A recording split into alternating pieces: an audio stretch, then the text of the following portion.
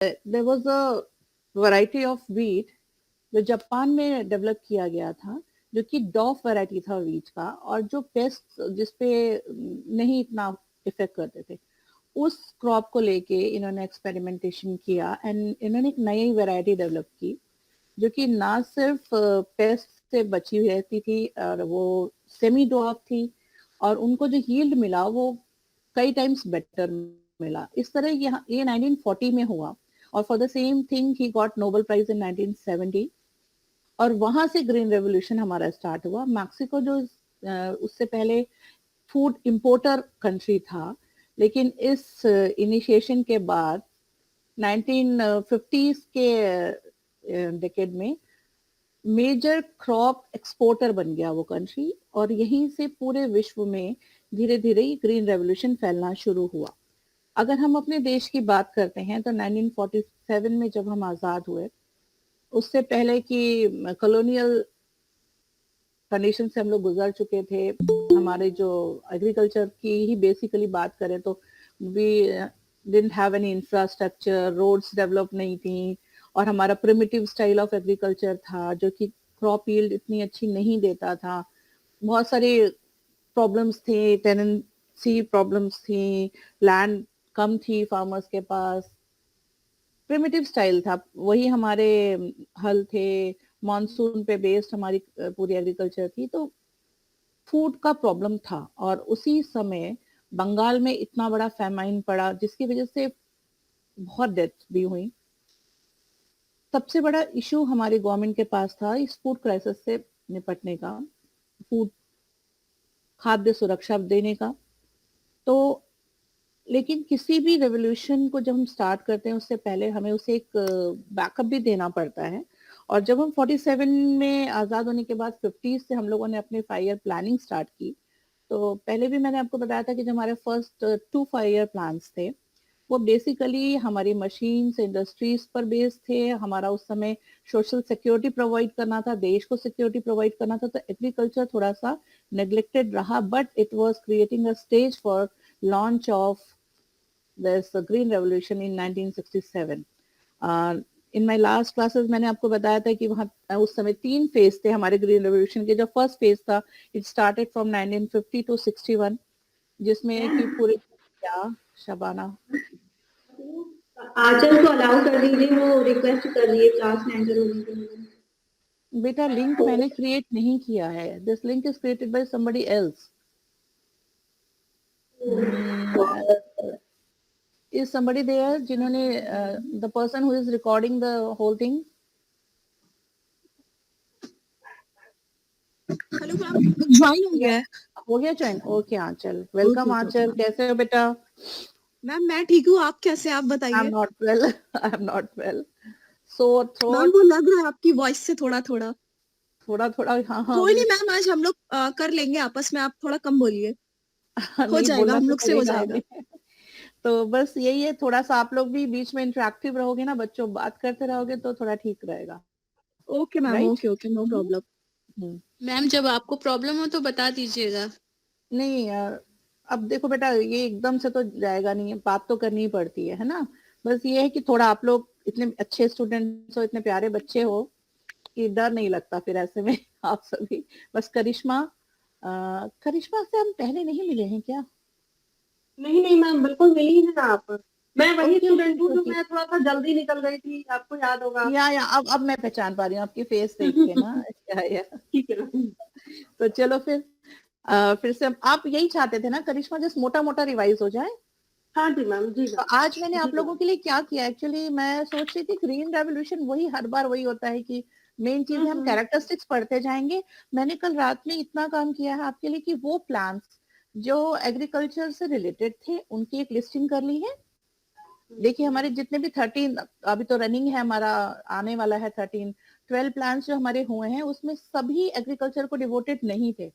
तो जो एग्रीकल्चर से रिलेटेड उसके प्रोडक्टिविटी एंड एनहांस करने से टारगेट लेके चले हैं उनकी मैंने पूरी एक लिस्टिंग कर ली है, और इसके साथ ही वो प्रोग्राम्स जो कि सिर्फ एग्रीकल्चर से रिलेटेड थे उनकी एक लिस्टिंग कर ली है। तो हम एक मोटा मोटा पढ़ दे रहे हैं, है ना, और उसके बाद उस पर हम लोग डिस्कशन कर लेंगे। बीच में आप लोगों को लगे तो आप लोग इंटरव्यू कर सकते हैं, ठीक है? Okay ma'am. तो जो हम फेज की बात कर रहे थे, जो पहला फेज था बेटा वो हमारे गवर्नमेंट ने, जो क्योंकि लैंड होल्डिंग्स हमारे यहाँ बहुत छोटी छोटी थी, और अगर हम ग्रीन रेवोल्यूशन जो कि फुल्ली मैकेनाइज था, उसमें आपको लार्ज स्केल फार्मिंग पे ध्यान देना था, पेस्टिसाइड्स अच्छे यूज करने थे, फर्टिलाइजर्स यूज करने थे, और उसके लिए कैपिटल रिक्वायर्ड थी। ये सभी चीजें हमारी जो एग्रीकल्चर के फीचर्स थे उसके अगेंस्ट जाती थी, क्योंकि हमारे पास कैपिटल शॉर्टेज थी, हमारी लैंड होल्डिंग्स भी बहुत छोटी छोटी थी, हमारे फार्मर्स बहुत रिच नहीं थे, देवर मार्जिनल स्मॉल फार्मर्स। तो इन सब से डील करने के लिए सबसे पहले तो जो लैंड हमारी जमींदारों के पास इस तरह जो पड़ी थी उन सबको सीलिंग में लाना, लैंड होल्डिंग पे सीलिंग लगाना, कंसोलिडेशन करना छोटे छोटे फ्रैगमेंट्स की जो लैंड थी। तो ये जो हमारा 50 से लेकर 61 का फेज था, उसमें गवर्नमेंट ने बेसिकली लैंड रिफॉर्म्स पे ही ध्यान दिया। हम अदर किसी भी जो प्लान है उसकी इंडस्ट्रियल साइड की बात नहीं करेंगे, किसी और साइड की बात नहीं करेंगे, हम सिर्फ उसी की बात करेंगे जो एग्रीकल्चर से रिलेटेड थी। तो इस प्लान्स में, फर्स्ट 2 प्लान्स में गवर्नमेंट ने बेसिकली लैंड रिफॉर्म्स किए और एक स्टेज डेवलप किया कि हम अपना ग्रीन रेवोल्यूशन स्टार्ट कर सकें। साथ ही इंफ्रास्ट्रक्चर भी उन्होंने डेवलप किया, कुछ रोड्स बनी, मल्टीपर्पज डैम्स बने ताकि इरिगेशन की सुविधा प्रदान की जा सके। फिर आया हमारा सेकेंड फेज जो कि इंटेंसिव फेज भी कहलाता है। It was from 1961 to 65। इसमें हम स्टार्ट किया गवर्नमेंट ने इंटीग्रेटेड एग्रीकल्चर डेवलपमेंट प्रोग्राम, जिसमें उन्होंने ऐसे पायलट एरियाज रिकॉग्नाइज किए जहां पर हम ग्रीन रेवोल्यूशन को लॉन्च कर सकते थे, क्योंकि इतनी हाई यील्ड वैरायटीज को लॉन्च करने के लिए, वो भी एज फर्स्ट टाइम इनिशिएट करने के लिए, हमें बाकी सारे प्रिकॉशंस लेने थे। तो लैंड हमें ऐसी लेनी थी जो फर्टाइल हो, क्योंकि ये ऐसी वैरायटी थी जो ज्यादा पानी चाहती थी, तो हमें ऐसे एरिया सेलेक्ट करने थे जहां पर हमें इरिगेशन प्रॉपर प्रोवाइड कर सके। तो ये बेसिक 3 इन्होंने चूज किए, पंजाब, हरियाणा एंड वेस्टर्न उत्तर प्रदेश। साथ ही तमिलनाडु का साउदर्न एरिया जहां पर इरिगेशन, जहां पर आपकी कावेरी नदी है, उसको भी उन्होंने चूज किया। और इन एरियाज में एज अ पायलट प्रोजेक्ट ये लॉन्च किया गया इन द ईयर 1965 ऑनवर्ड्स ये चला है। क्रॉप्स जो मेजर हमारी थी इसमें थी, वो थी वीट, राइस, मेज और बाजरा, ज्वार। इन क्रॉप्स पे बेसिकली ध्यान दिया गया, और वीट और राइस पंजाब, हरियाणा, उत्तर प्रदेश में ज्यादा उसको इंपॉर्टेंस दी गई। अब क्योंकि ये लॉन्च हुए, सबसे खास बात लार्ज फार्म्स चाहिए थे, तो बेसिकली बिग फार्मर्स ही थे जो ये खतरा उठाने की स्थिति में थे, उनको लिया गया और स्टार्ट हो गया। हमें पता है फिर हमें इसके इफेक्ट्स बहुत अच्छे मिले, प्रोडक्टिविटी सडनली राइज अप हुई।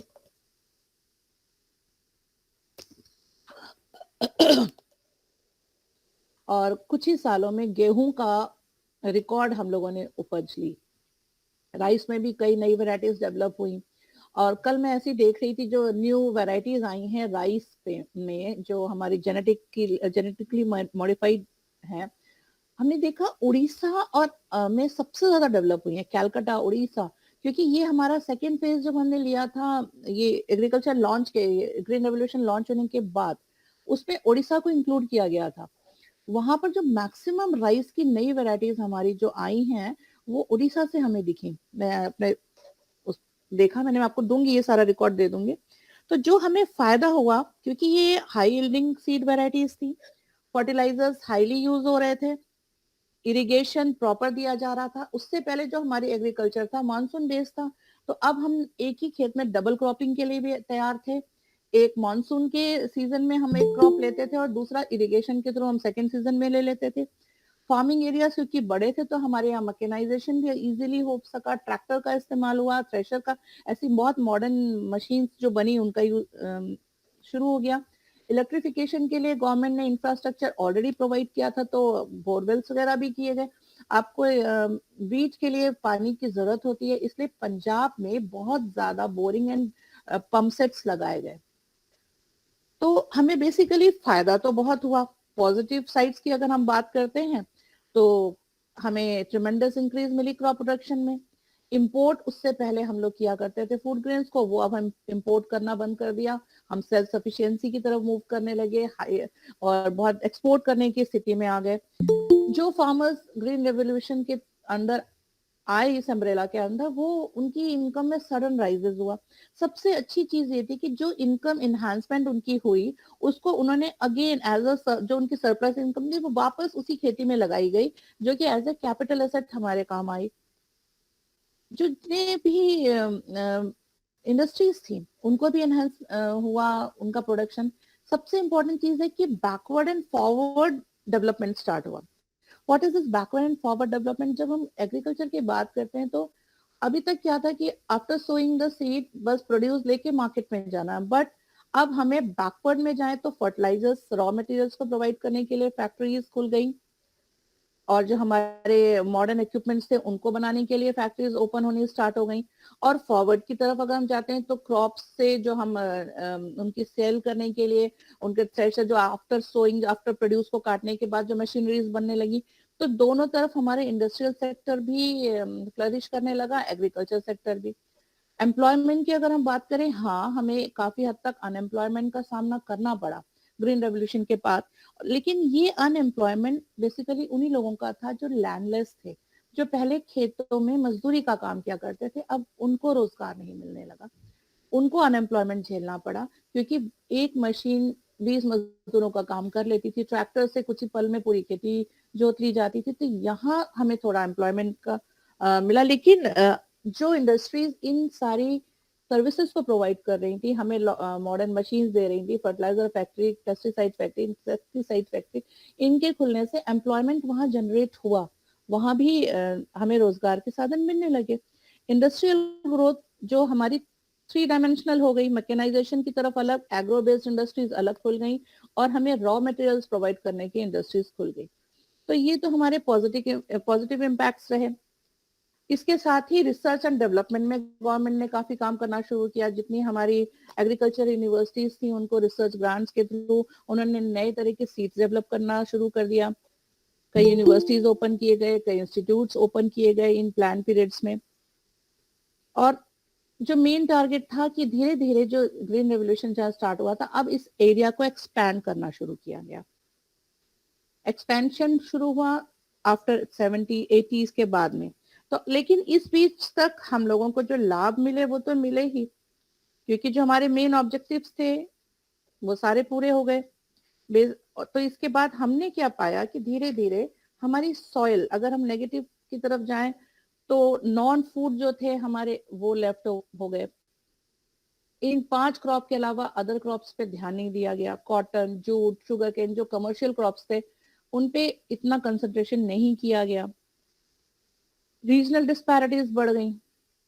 जो अमीर थे किसान थे वो अमीर होते गए, जो स्मॉल और मार्जिनल फार्मर्स थे उनके पास इतना फंड्स नहीं था, इतनी कैपिटल नहीं थी, और गवर्नमेंट भी उस समय पूरी तरह से कंसंट्रेट कर रही थी उन्हीं एरियाज पे जहां वो पहले कर चुकी थी। तो इनके लिए कोई सब्सिडी की व्यवस्था किसी प्लान पीरियड में नहीं हुई, तो ये लोग पिछड़ते चले गए, इनकम गैप बढ़ता चला गया। इसके अलावा अगर हम देखें तो इंटर रीजनल और इंट्रा रीजनल डिस्पैरिटीज बढ़ी। जिन एरियाज में, जिन रीजन्स में ग्रीन रेवोल्यूशन चल रहा था वो बाकी रीजन्स के कंपैरेटिवली ज्यादा फ्लरिश कर गए। और एक अगर आप स्टेट में बात करते हैं तो कुछ डिस्ट्रिक्ट्स ज्यादा फ्लरिश किए, बाकी डिस्ट्रिक्ट्स पिछड़ गए। अगर नेशनल लेवल पे बात करते हैं तो कुछ स्टेट्स डेवलप करते चले गए, उनकी इनकम बढ़ती चली गई। और अगर हम क्रॉप्स में उसकी बात करते हैं डिस्पैरिटीज की, तो यस, हमारी नॉन क्रॉप्स बिल्कुल भी उनसे पीछे होती चली गई, और ये 5 क्रॉप्स के अलावा बाकी सभी फ्लरिश होते चले गए। साथ ही क्योंकि इसमें एक्सेसिव यूज ऑफ फर्टिलाइजर्स था, पेस्टिसाइड्स था, जो कि सब केमिकल बेस्ड थे, तो जो हमारी सॉइल थी वो कंटामिनेट होती चली गई। उसके जो न्यूट्रिशनल वैल्यू था वो डाउन होने लगा, पीएच फैक्टर बढ़ने लगा। इससे क्या हुआ, जो इनिशियली हमें यील्ड्स बहुत ज्यादा मिल रहे थे ग्रीन रेवोल्यूशन के उन सीड्स के थ्रू, वो अब हमें यील्ड्स कम मिलने लगे। वाटर लेवल था वो डाउन होने लगा, जिसका असर पड़ने लगा। तो यील्ड जिस तेजी से बढ़े थे पहले, उसी तेजी से अब वो डाउन होने लगे, अब हमें उतना नहीं मिल रहा था। इसके अलावा हेल्थ हैजार्ड्स थे ही, हमारा वाटर पोल्यूशन, वाटर भी कंटामिनेट हो चुका था। तो हेल्थ हजार्ड्स में अगर आप देखें तो कैंसर ज्यादा फैलने लगा और ऐसे बहुत से रीनल फेलियर और बहुत से डिजीजेस फैलने शुरू हो गई थी। तो अब यहाँ पर एक जागरूकता आई कि भाई हमें क्या ऐसा करना है, तो we should move towards organic, या हमें केमिकल पेस्टिसाइड्स का यूज नहीं करना है। और ये तो हमारा पूरा ग्रीन रेवोल्यूशन था जिसके बारे में मोटा मोटा हमने आपको बताया कि क्या पॉजिटिव इम्पैक्ट्स थे, क्या उसके नेगेटिव इम्पैक्ट्स थे। सोशल इम्पैक्ट क्या पड़े, कैपिटलिस्टिक फार्मिंग बढ़ गई है हमारे यहाँ, कमर्शियल फार्मिंग शुरू हो गई और लैंड रिफॉर्म्स पे एडवर्स असर पड़ा, रूरल अनएम्प्लॉयमेंट बढ़ ही गया। और जब ये अनएम्प्लॉयड हुए तो ये जो फ्लाइट थी ये अर्बन एरियाज की तरफ मूव करना स्टार्ट हो गई, जिससे हमने क्या महसूस किया कि अर्बन एरियाज में भी प्रॉब्लम स्टार्ट हो गई, अनएम्प्लॉयमेंट की भी, लोग ज्यादा आने लगे, बहुत सारी प्रॉब्लम्स। मुझे 5 मिनट्स का ब्रेक, 2 सेकंड का ब्रेक देंगे girls and boys, just a second. Yes ma'am, yes ma'am. Medicine दे दो थोड़ा सा।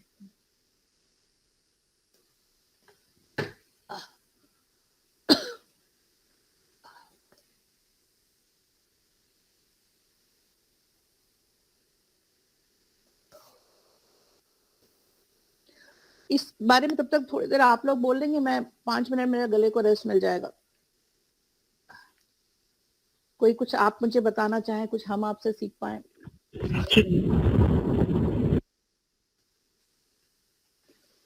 यस मैम, इसका जो बेनिफिट वो लार्ज फार्मर्स को भी ज्यादा हुआ था, क्योंकि लार्ज फार्मर्स के पास जो थे ऑलरेडी रिसोर्सेज थे, तो ये जितने भी हाई यील्डिंग वेराइटी सीड्स जो भी आए थे तो वो इजीली परचेज कर पाए थे इस चीज को लेकर के। तो जो इनकम डिस्पैरिटीज थी वो और ज्यादा बढ़ती चली गई, एक तरह का जो गैप था वो और ज्यादा वाइडेंट हो गया था, और हमारी एग्रीकल्चर जो इकोनॉमी थी उसमें ग्रोथ तो देखने को मिली, लेकिन एक टाइम के बाद वो स्टैग्नेंट हो गई थी। तभी जो है फिर उसके बाद न्यू ग्रीन रिवॉल्यूशन जो है वो फिर आया, इसे रैम्बो रिवॉल्यूशन भी कहा जाता है, 2002 में आया था। तो ये चीज देखा गया, जब रिपोर्ट्स आई थी तो उसमें ये कहा गया था कि वीट पर, राइस पर और कुछ ऐसे जो क्रॉप्स है सिर्फ उन पर ही फोकस किया जा रहा है, कुछ स्पेशल रीजन है सिर्फ उन पर ही फोकस किया जा रहा है, इस वजह से जो एग्रीकल्चर है वो स्टैग्नेंट हो गई है। तो हमें ऐसा करना चाहिए कि एग्रीकल्चर के साथ साथ जो अलाइड एक्टिविटीज है उन पर भी फोकस करना चाहिए। इसके साथ साथ ग्रीन रिवॉल्यूशन के साथ ही साथ ब्लू रिवॉल्यूशन, रेड रिवॉल्यूशन और भी जितने भी अदर रिवॉल्यूशन थे वो फिर आए। और वन मोर था, जो नॉर्मन ई लोग थे जो मैक्सिको के थे, उनको सेल्फलेस सर्विस उन्होंने दी थी। उन्होंने इस तरह की कंडीशंस देखी थी फार्मर्स की, लोगों को भूखा मरते हुए देखा था, तो उनका जो मेन मोटिव था कि उन्होंने ऐसा सीड डेवलप करा, मतलब इतना ज्यादा सेल्फलेस और डेडिकेशन दिया कि उनके डेडिकेशन की वजह से ये सीड की जो वैरायटी वो डेवलप हो पाई। और जब उन्हें नोबेल प्राइज दिया गया था तो उन्होंने ये कहा था कि मेरे लिए ये चीजें मायने रखती, मेरे लिए ये चीज मायने रखती है कि कोई भी एक भी इंसान जो है वो भूखा ना मरे, वो भी सिर्फ खाने की वजह से। गुड। हाँ, तो स्टूडेंट्स, हमने आपसे कहा था कि हमने वो प्रोग्राम्स की भी लिस्टिंग की है जो इस दौरान बने थे। आपको मैं बताऊं, हमारा 67 में लॉन्च हुआ था, उससे पहले 1960-61 में intensive agriculture development programme launch हुआ था, जो मैंने आपको बताया था सेकेंड फेज था हमारा ग्रीन रेवोल्यूशन के लॉन्च का, जिसका बेसिक जो एम था वो था providing loan for seeds and fertilisers. देखिए, क्योंकि जब हम स्टार्ट कर रहे थे ग्रीन रेवोल्यूशन तो हमें सीड्स और फर्टिलाइजर्स देने थे इन फार्मर्स को, तो उनको लोन प्रोवाइड करने के लिए इंटेंसिव एग्रीकल्चर डेवलपमेंट प्रोग्राम बनाया गया। इससे पहले मैं आपको बताऊं कि फर्स्ट 2 प्रोग्राम्स एग्रीकल्चर को डिवोट नहीं किए गए, लेकिन थर्ड प्रोग्राम पूरा एग्रीकल्चर प्रोडक्टिविटी पर डिवोट किया गया था। 7th में, उसके बाद 7th programme, 8th programme, 11th and now onward सभी प्रोग्राम्स हमारे एग्रीकल्चर प्रोडक्टिविटी से रिलेटेड है। बीच में 92 जो था एक एनुअल प्लान आया था, जब हमारा ग्लोबलाइजेशन 1991 के बीच में था, उस समय हमारा 5 ईयर प्लान एक छोड़ दिया गया था, वो गैप आया 2 साल का, क्योंकि हमारे कंट्री में अनरेस्ट चल रहा था। उस दौरान को छोड़कर बाकी बाद के सारे प्रोग्राम्स में एग्रीकल्चरल प्रोडक्टिविटी पे ध्यान दिया गया, राइट। तो थर्ड प्लान से हम एग्रीकल्चर पे शुरू कर पाते हैं। उसके बाद 1964-65 में प्रोग्राम आया इंटेंसिव एग्रीकल्चरल एरिया प्रोग्राम, जिसका मेन टारगेट था special harvest in agriculture area develop करने के लिए लोन्स एंड फैसिलिटीज प्रोवाइड करना।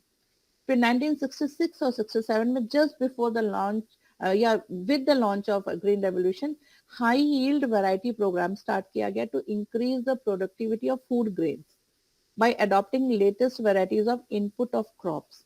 अभी जैसा मैं आपको बता रही थी बच्चों कि जब हम ग्रीन रेवोल्यूशन लॉन्च कर रहे थे, उसी दौरान उसको सपोर्ट करने के, जैसे अभी शबाना ने भी बात की कि जो अमीर किसान थे उनके पास फंड्स थे, कैपिटल थी इन सीड्स को परचेज करने के लिए, प्लस गवर्नमेंट ने भी उसी समय ऐसे प्रोग्राम चलाए थे जो एक तरह से इंफ्रास्ट्रक्चर के साथ साथ सपोर्ट प्रोवाइड करती थी हमारे एग्रीकल्चर को।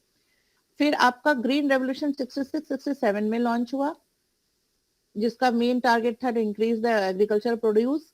फिर आप देखते हैं 1973-74 में marginal farmer and agricultural labour agency, माफला जिसे कहा गया, वो लॉन्च हुआ। हमने कहा कि यहाँ बेरोजगारी बढ़ना शुरू हो गई थी, राइट?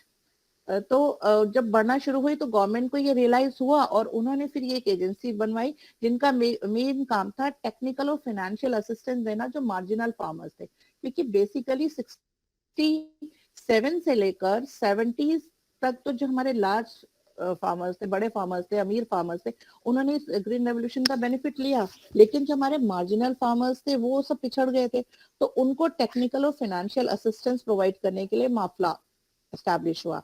आफ्टर दैट 1974-75 में आपका स्मॉल फार्मर्स डेवलपमेंट स्कीम इन्होंने लॉन्च किया, जो अगेन हमें ग्रीन रेवोल्यूशन को सबऑर्डिनेट करने के लिए इन्होंने स्मॉल फार्मर्स को टेक्निकल और फाइनेंशियल सपोर्ट दिया।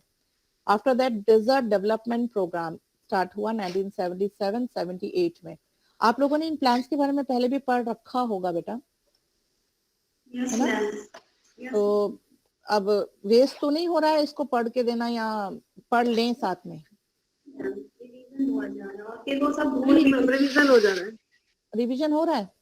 Yes ma'am. Yes ma'am. हाँ, तो चलिए हम इसको ग्रीन रेवोल्यूशन से लिंक कर लेते हैं ना, जैसे हम लोग तो शायद ज्यादा और आपको याद करने में आसानी हो।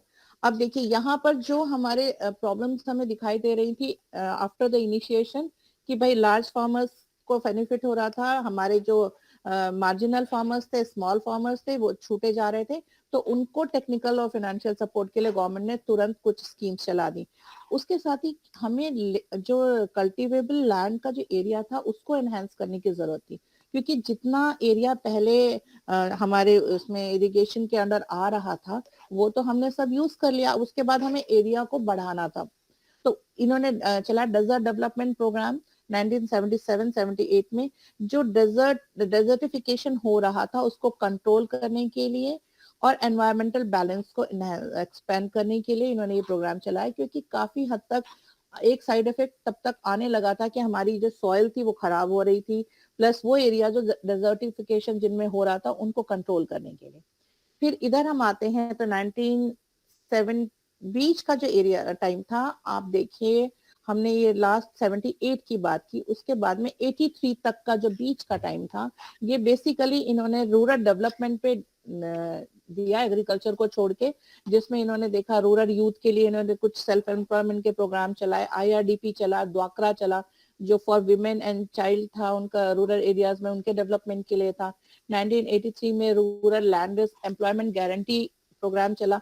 ये सारे प्रोग्राम्स हमें ये दिखाते हैं कि एम्प्लॉयमेंट जनरेशन करने की कोशिश गवर्नमेंट कर रही थी। एम्प्लॉयमेंट जनरेट करने की कोशिश क्यों कर रही थी? क्योंकि ये शायद वो फेज था कि ग्रीन रेवोल्यूशन के कारण, मैकेनाइजेशन के कारण बहुत से जो लैंडलेस लेबर थे या जो गरीब किसान थे वो जॉबलेस हो गए थे, उनके पास कोई रोजगार नहीं था, वो और वो या तो अर्बन सिटीज की तरफ मूव कर रहे थे या वहां पर मजबूर थे छोटे छोटे काम करने के लिए। तो उनको सपोर्ट करने के लिए जो डिसबैलेंस आया हमारे रूरल एरियाज में सडनली मशीन्स की वजह से, उसको बैलेंस करने के लिए इस तरह के प्रोग्राम्स डेडिकेट किए गए। एक कंट्रोलिंग सिचुएशन लाई गई कि हाँ ये जो सडन राइज इन अनएम्प्लॉयमेंट हुआ है उसको हम कंट्रोल कर सके। देन अगेन 83-84 में हमारे पास एक प्रोग्राम लॉन्च हुआ, फार्मर्स एग्रीकल्चरल सर्विस सेंटर्स। यहाँ पर ये नीड महसूस की गई कि सारे लोग जो हैं या हमारे गांव के इंटीरियर्स में जो किसान हैं वहां तक अवेयरनेस है नहीं, तो उनको इम्प्रूव सीड्स के बारे में और जो इम्प्रूव एग्रीकल्चरल इंस्ट्रूमेंट्स हैं उनके बारे में अवेयर करने के लिए ये प्रोग्राम चलाया गया। After that in 1985 comprehensive crop insurance scheme. अब क्या सिचुएशन थी कि इसी समय पर क्रॉप फेलियर की कंडीशंस आने लगी, क्योंकि हमने आपसे कहा कि सॉइल की फर्टिलिटी खत्म होने लगी थी, वाटर टेबल कई जगहों पे काफी डाउन हो गया था। जैसे हमारे पश्चिमी उत्तर प्रदेश में भी अगर आप देखें, हम कई बार फर्रुखाबाद का नाम पहले भी ले चुके हैं, उस एरिया में मैंने सुना है इरिगेशन फैसिलिटीज देखा भी था शायद एक दो विजिट में, कम है हमारे इधर की मुकाबले। क्यों, कोई है ना फर्रुखाबाद वाले? श्रुति, जैसे यहाँ हमें नदियां देखने को मिलती हैं, वहां मैंने महसूस किया, लोगों से सुना, वो लोग कहते हैं पानी हम पंप सेट पे ही बेस्ड है हमारी कृषि, और हमारा आजकल पानी डाउन हो रहा है तो मैडम हम ये बो नहीं पा रहे हैं, वो बो नहीं। इस तरह के किसानों से मिलने के दौरान मैंने ये उनके स्टेटमेंट्स देखे थे। तो ये जो वेस्टर्न एरिया था, ये हमारा पूरा उनका वाटर टेबल बहुत तेजी से डाउन होना शुरू हुआ। तो इस चीज के कारण क्रॉप फेलियर स्टार्ट हुआ।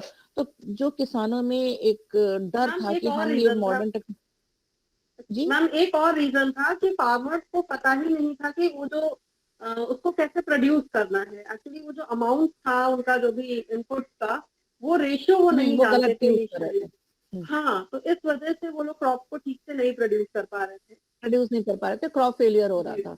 जी तो जी होता क्या था कि अगर कुछ ने इनिशिएशन लिया और उनका क्रॉप फेलियर हो गया, तो जो अदर एक लॉट है जिसने नहीं लिया वो भी डिस्करेज होता था, और उसके साथ ही उनको जो रिस्क फैक्टर सहना पड़ता था वो तो था ही। तो और उससे हाँ कोप हाँ अप मैम, करने के लिए जी हम्म मैम, एक चीज और भी थी कि जो फार्मर्स थे वो हाँ इतने बेटा, गरीब थे कि वो इनपुट बाय नहीं कर पा रहे थे, है ना। मार्जिनल फार्मर्स गुड, रिस्क तो ले रहे थे, लेकिन जो मार्जिनल वाले थे वो बाय नहीं कर रहे थे। फिर गवर्नमेंट ने उनको सब्सिडी दी और सब्सिडी के थ्रू उनको इनपुट प्रोवाइड कराए, गुड। लेकिन तो मार्जिनल इसी फार्मर्स के के लिए साथ बड़ी इस साल लॉन्च प्रॉब्लम हुई थी इसमें। 1980। जी जी हाँ, ये क्रॉप इंश्योरेंस की जो पहली स्कीम लॉन्च हुई, it was in 1985, comprehensive crop insurance scheme to reduce the risk of crop failure, ठीक है, बाय इंश्योरिंग द क्रॉप।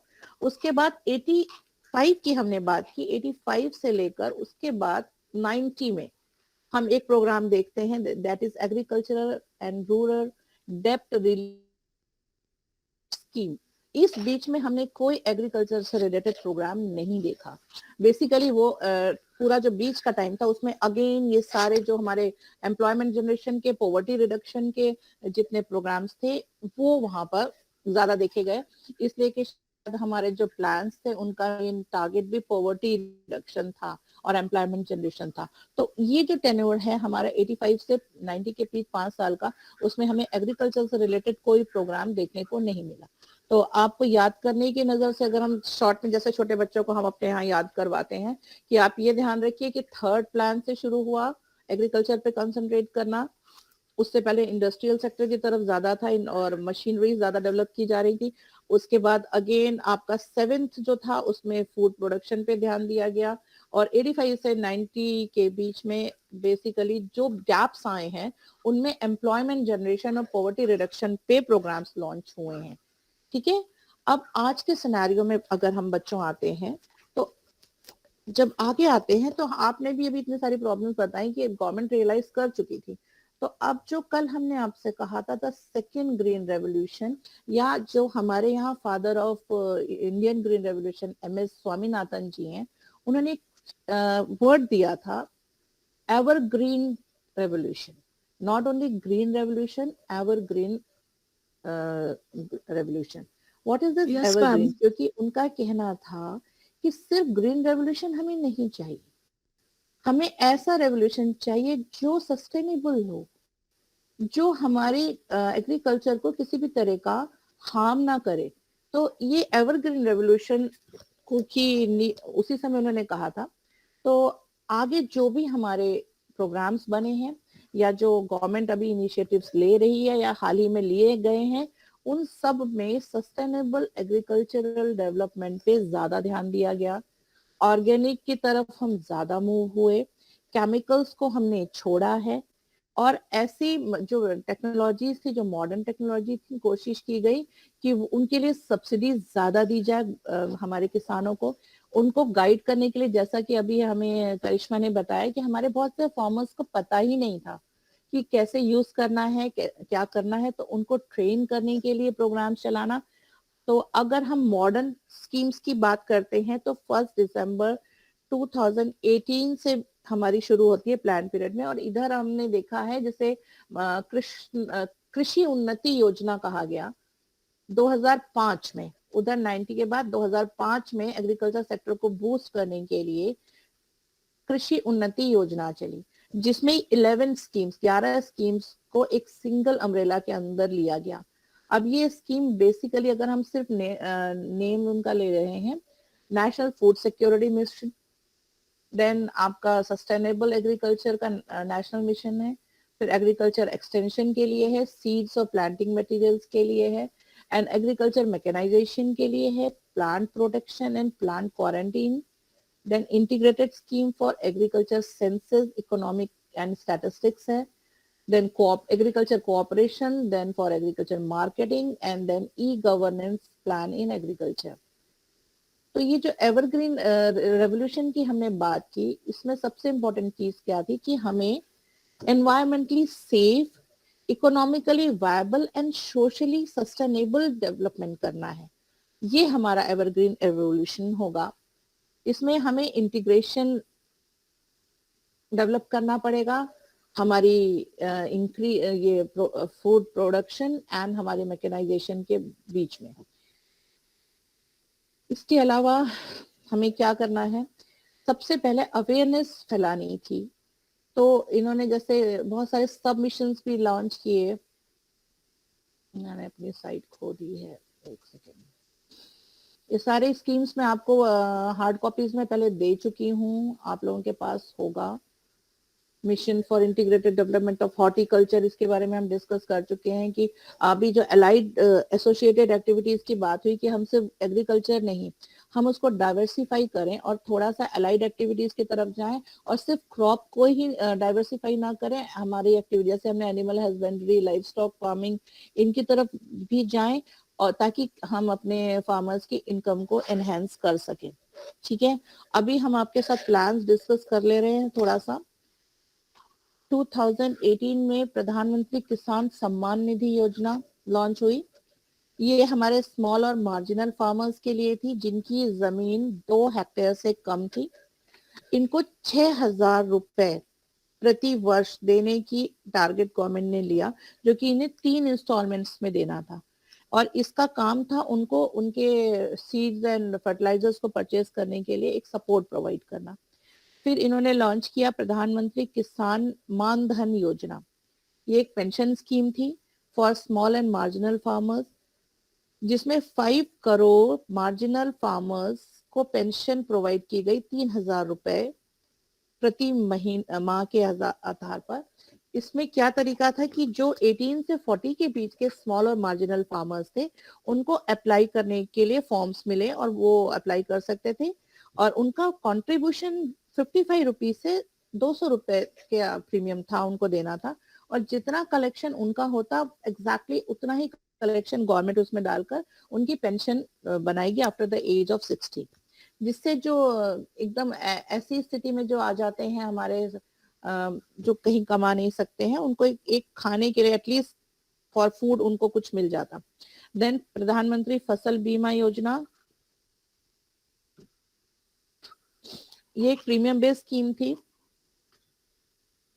जिसमें मैक्सिमम प्रीमियम 2% खरीफ की फसल पर, 1.5% रबी की फसल पर, और तेल मतलब ये हमारे तिलहन पर 5% था कमर्शियल और हॉर्टिकल्चर क्रॉप्स पर। ये इंश्योरेंस था, और इसकी सबसे खास बात थी कि इसमें जो क्लेम था वो विद इन 2 मंथ्स देने की बात की गई कि विद इन 2 मंथ्स आपका क्लेम आपको मिल जाएगा। इसके साथ 1998 में पहले लॉन्च हुई तो इसको रिन्यू किया गया, किसान क्रेडिट कार्ड स्कीम। ये किसानों को टाइमली क्रेडिट मिले, उन्हें शॉर्ट टर्म क्रेडिट प्रोवाइड करने के लिए स्कीम थी।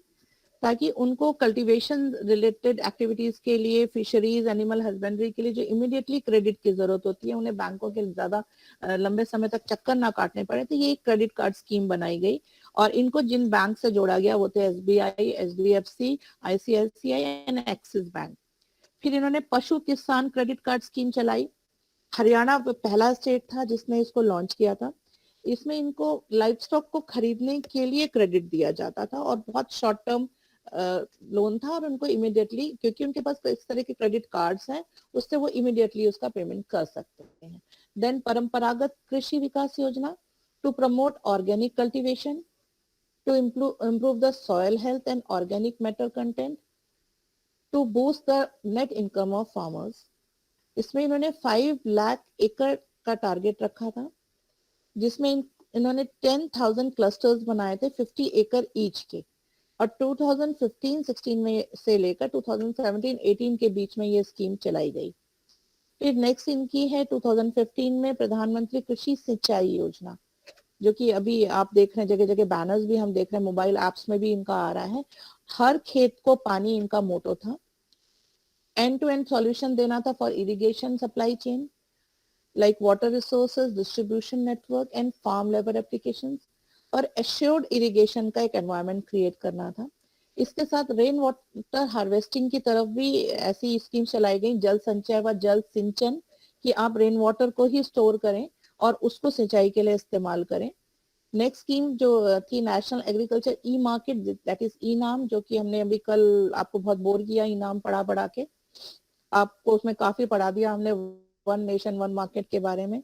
ट्रांसपेरेंसी एंड कंपटीशन एनेबल करना, कल्टीवेटर्स को एक उनके हिसाब से इम्प्रूव रेम्यूनरेशन देना, और एक ऐसा पोर्टल बनाना जिसमें सारे वेइंग मेजर्स सब इक्वल हो, और वन नेशन वन मार्केट की के साथ वन वेइंग सिस्टम भी आए। तो ये तो हमने कल आपको बहुत पकाया है, आप लोग जानते हैं। फिर लाइफ स्टॉक इंश्योरेंस स्कीम चलाई गई, जिसमें इन्होंने प्रोटेक्शन दिया, जो हमारे पशुधन है उनके लॉस हो जाने की कंडीशन में उनका इंश्योरेंस किया जाता था, ताकि किसान को बहुत ज्यादा फाइनेंशियल लॉस ना हो। सॉइल हेल्थ कार्ड स्कीम चलाई गई। सॉइल हेल्थ कार्ड के बारे में मैंने शायद अपनी सेकंड क्लास में डिस्कस किया था, कि एक डिजिटल कार्ड होता है जिसमें आप एक सैंपल डाल के अपने सॉइल की सिचुएशन देख सकते हैं, कितना फर्टिलाइजर, कितना उसमें पेस्टिसाइड या क्या डालना है, किस तरह की आपकी सॉइल है, उसमें क्या ज्यादा डालना है, वो सब अपने आप ही डिटेल्स आ जाते हैं। फिर national mission for sustainable agriculture NMSA, इसका मेन ऑब्जेक्टिव था to promote sustainable agriculture via climate change adaptation measures, boosting agriculture productivity in rain-fed areas. Focus was on integrated farming, soil health management and resource conservation. तो बच्चों, ये हमारे बहुत सारे जो अभी रिसेंट प्रोग्राम चल रहे हैं, ये हमें ये दिखाते हैं कि जो हमारे लिमिटेशंस ग्रीन रेवोल्यूशन के समय हम लोगों ने देखे, कि जो भी प्रॉब्लम्स हमने फेस किए, उन सब से डील करने की हमारी पूरी पक्की तैयारी हमने कर ली है this second revolution, second green revolution में। अब आप इस संदर्भ में कुछ बोलना चाहेंगे बेटा? इस रेफरेंस में कोई भी बच्चा कुछ आप अपने पॉइंट ऑफ व्यू भी दें। करिश्मा कहाँ गई? नो मैम, इस पे अभी बहुत ज्यादा मैंने पढ़ा नहीं है।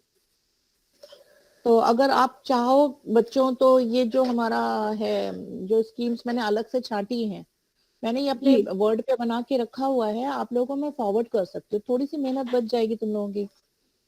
बिल्कुल मैम, बिल्कुल मैम। और अगर जरूरत ना हो तो कोई बात नहीं है।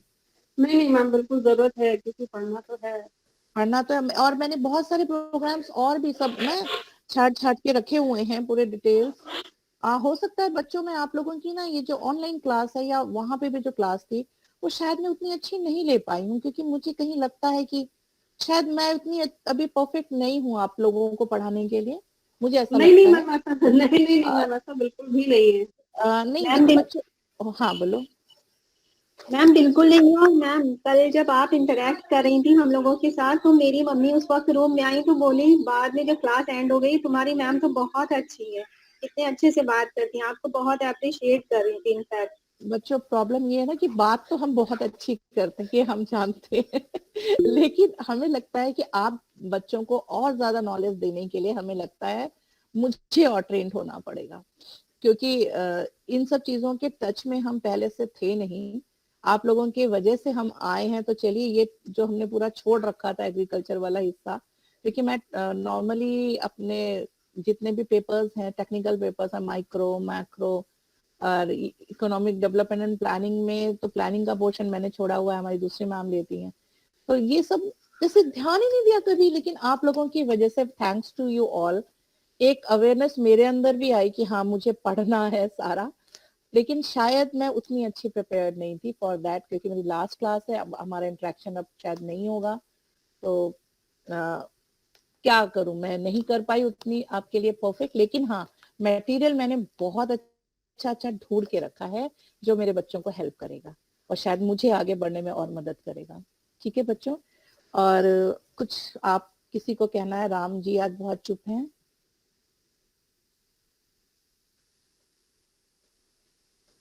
राम सिंह जी। मैम आपका क्लास महत्वपूर्ण ये होता है, टीचर आप दे पाई नहीं दे पाई ये आप नहीं, हम लोग को तय करने दीजिए ना। वो तो ठीक है, लेकिन एक आत्मसंतुष्टि होती है, वो नहीं हो पाई। सब आप ही तय कर लेगी तो फिर हम लोग का क्या रह जाएगा। और मैम हम लोगों इस को समय इकोनॉमिक्स को, मैम इकोनॉमिक्स को लेकर के मटेरियल ही उपलब्ध नहीं होता, अपडेट चीजें नहीं मिल पाती, जिसकी वजह से हम लोग बहुत प्रॉब्लम आती है चीजें।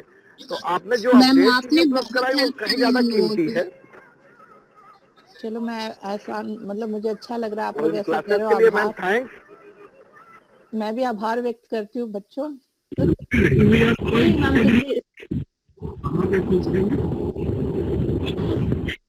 तो आप लोगों के हमारा, क्योंकि टाइम लगभग हो रहा है और मेरी भी अब आंखों में इतनी हिम्मत नहीं बची, ना मुझे स्क्रीन दिखाई दे रहा है इस समय, ना आप लोगों की शक्लें दिखाई दे रही हैं। और एक्चुअली मैं बीच में थोड़ा फंबल भी इसलिए हो गई कि मुझे मेरे पेपर वर्क में जो भी मैंने लिखा है मुझे कुछ दिखाई नहीं दे रहा है इस समय। नहीं मैम आप आराम करिए, तो वो हम बहुत ये जरूरी है। डिस्कशन यही है कि अगर आपको कुछ और बात करनी है तो हम लोग कर सकते हैं। आप लोगों के फ्यूचर के लिए बहुत सारे गुड और आपके एग्जाम के लिए गुड लक। और डरिए नहीं, क्योंकि इट्स जस्ट अ फॉर्मेलिटी, पास आप सब इजीली हो जाएंगे। ठीक है, और मैं आज आप लोगों को जो भी हमारा अपना ग्रुप तो बना ही हुआ है, आप में से जो भी बच्चे अगर मुझसे पर्सनली कुछ आपको चाहिए कि मैडम मुझे ये टॉपिक पे कुछ चाहिए या मेरे पास आपके वाले नोट्स नहीं है, आप दे दीजिए, तो मेरा ये नंबर है आपके पास व्हाट्सएप पे, आप लोग मुझे मैसेज कर दीजिए, मैं आपको पर्सनली भी ये सारे डिटेल्स भेज दूंगी। ओके बच्चों, और प्लान से रिलेटेड पूरा मैंने डॉक्यूमेंट बनाया हुआ है, सारे प्लान्स, उनके टारगेट्स, उनके अचीवमेंट शॉर्ट में मैंने सब ढूंढ के आपके लिए रखा है। मतलब लिटरेचर मेरे पास आपके लिए अच्छा है, शायद, है ना, उतना जितना मैं आपको नहीं दे पाई हूँ वो मैंने रिटर्न में दिया हुआ है, आपको दे देती हूँ सारा। ठीक है गर्ल्स एंड बॉयज, सॉरी मुझे गर्ल्स कॉलेज है ना तो गर्ल्स की आदत ज्यादा है। Okay, thank you, ma'am. Okay, Ma'am, और additional Thank you, thanks for ma'am. your PPT and notes. Okay मेरे पास मैम और वो भी बहुत पीपीटी हेल्पफुल थे। और हाँ, मैंने इसलिए उनमें अपना नाम नहीं डाला है, so that you all can use them, थोड़ा बहुत चेंजेस करके आप यूज कर लीजिएगा अलग अलग प्रोग्राम्स में, क्योंकि हमारा Yes, करियर ma'am. तो अपने उस पे फुल पे आके अब रिटायरमेंट को जा रहा है, आप लोग अब ब्लूम कर रहे हैं, तो आपको जगह जगह कॉन्फ्रेंसेस में जरूरत पड़ेगी जाने की, पीपीटी प्रेजेंट करने की। और आज एक बात मैं ऑफ बीट आपसे करने जा रही हूँ बेटा, कोई भी सेमिनार हो, कॉन्फ्रेंस हो, जब हम जाते हैं ना तो बहुत डरते हैं कि क्या होगा, हम पेपर प्रेजेंट करने में घबराते हैं थोड़ा सा। मैंने एक चीज महसूस की है कि बस आप ये सोचेगा कि मुझे मेरा काम करना है, किसी के सेहत पे फर्क पड़े चाहे ना पड़े, आप जाइए, आप आराम से अपना दीजिए, हर जगह पीपीटी दीजिए, इसका इम्पैक्ट होता है, आपका कॉन्फिडेंस ज्यादा बूस्ट अप होगा। ठीक है, और Okay, ma'am. कभी भी कोई हेल्प चाहिए, I am with you all. ठीक है, और जितनी हेल्प हो सकेगी मैं आप लोगों को दे पाऊँ तो मुझे अच्छा लगेगा। Okay, और thank you, मुझे ma'am. इतने प्यारे प्यारे बच्चे इतने नॉलेजेबल, इतने प्यारे प्यारे बच्चे अब पता नहीं देखने को मिलेंगे कि नहीं, है ना। और हमारी वो थी ना, वो हमेशा मैम मिसकंफ्यूज, आपके उसका कांटेक्ट नाम, में हमेशा रहेंगे। ओके थैंक यू श्रुति। वो हमारी शैतान वाली लड़की कौन थी, उसका नाम फिर चला गया कहीं,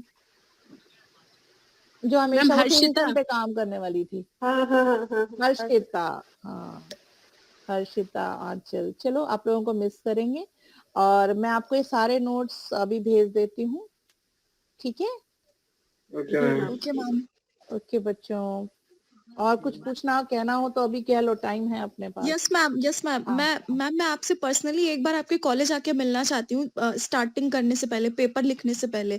तो आप कब फ्री होंगी और मतलब किस टाइम आ जाऊँ, आप वो मुझे आंचल बता आप दीजिए। रहती कहाँ हैं? मैम मैं तो जवाहर नगर साइड। तो आप मेरे कॉलेज मत आइएगा, आप मेरे घर आ जाइएगा। मैम आप ओके कहाँ थैंक रहते यू हैं? मैम। मैं अशोक नगर में रहती हूँ। जवाहर नगर में अगर आप आंचल रहती हैं तो अशोक नगर को जानती होंगी। Yes ma'am. आपके पास जी ही मेरा मैम। नंबर है, जिस दिन भी आपको आने का मन हो आप मुझसे बात कर लें, टाइम ले लें, हम लोग शाम में मिल लेंगे, ओके ठीक मैम। है। Okay thank you ma'am. हाँ क्योंकि बेटा कॉलेज में हम उतने अच्छे से आपसे बात नहीं कर पाएंगे, क्योंकि मान लीजिए टीचर्स को, अब जब मैं क्लास ले रही हूँ फिर मैं आपको कहाँ बिठाऊं, मैं कहाँ बात करूं, है ना। और क्योंकि कॉलेज में नैक भी चल रहा है तो पूरा टाइम हम मीटिंग में ही होते हैं।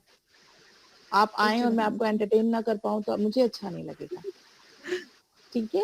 ओके मैम, ठीक है। Okay ma'am. somebody is laughing there. Okay thank you ma'am. Okay Anchal, और कुछ राम जी कुछ कहना चाह रहे हैं? मैं शायद आपसे मिली ही नहीं हूँ 1-to-1, मैंने आपको देखा नहीं है शायद। मैम हम क्लास अटेंड किए हैं, 2-3 क्लास पिछली।